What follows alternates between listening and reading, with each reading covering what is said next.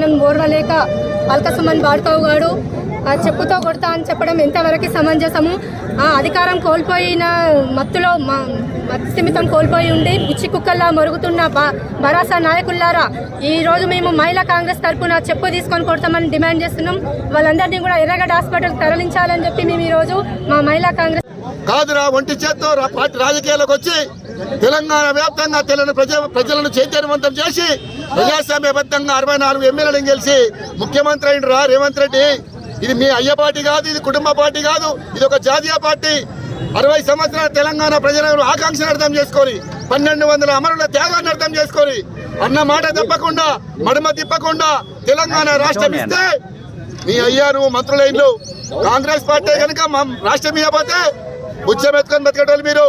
ఈనాటి మీ ప్రభుత్వం మీ అహంకారం కేవలం కాంగ్రెస్ పార్టీ భిక్ష.